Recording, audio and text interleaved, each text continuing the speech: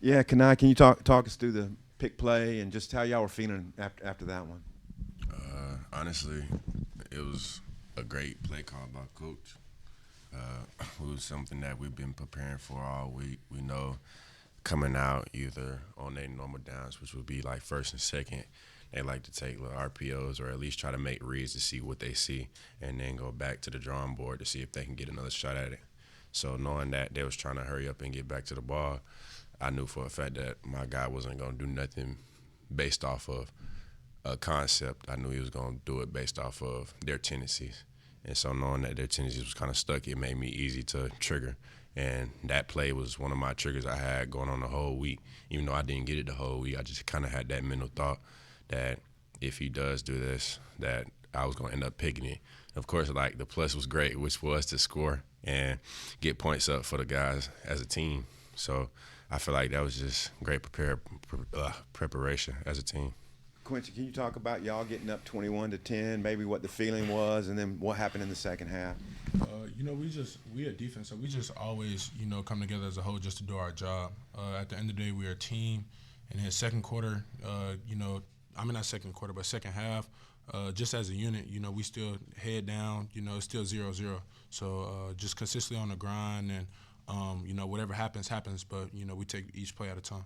Rohan, I just want to ask you about your yards per catch is incredible. I mean, how's it happening that it's big play just about every time you touch it? Coach Petrino's scheming up some good plays on offense, and when my number's called, I'm just trying to do the most with it. And after you were in the end zone, you had your arms out, you're looking up a little bit. What'd you kind of feel in that moment after you got the pick? Honestly, just like absorbing all energy, to be real. Throughout my, I guess, these couple of weeks, just been kind of facing a little mental adversity. So, me knowing that I was just as dialed in as I needed to be, or at least to my best potential at that moment or the moments or the entire game. It was just kind of I'm glad it paid off more so. Couple sacks. Coach Petrino was crediting the defense today. What kind of your overall takeaways of how you guys performed? I think we were dominant. I think, to be honest, this is probably our best game we played all year. And we just got to continue to stack weekends. I believe in the defense, and I believe we can continuously do these things. And, the only person who could beat us is us. So the more we continue to work through the week, I think the better off we are on Saturdays. Rohan, just 17 points offensively today for you guys. Final 35 minutes, just managing a field goal. What kind of dried up there in the second half? I think we just need to, when we had all that energy coming into the third quarter, we just got to keep that energy going and capitalize off of what we did before that. And we have to establish the run game, so that's on us. Tight ends, running backs, O-line, just establish the running game. Obviously, they're a good defense, but I think our offense, when we're doing what we do, I think we could put up some points against them. So we had an off day, but we just got to bounce back and feed off the defense's energy. They're playing really good and come together as a team for next week. Quincy, how much maybe did things change with your front, with some of the attrition you guys have had injury-wise and some late adds to the injury report? Just as a D line, we play with who we got. We love our D line, but it's a who's next up game.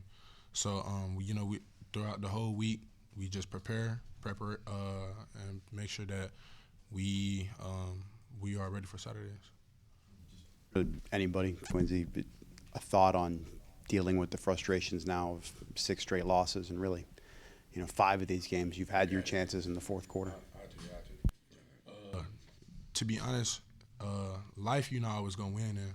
So life is full of adversity, and I've been battling, and I'm sure everybody on the team has been battling adversity our whole life. So it's just a matter of how you face it and how you respond to it.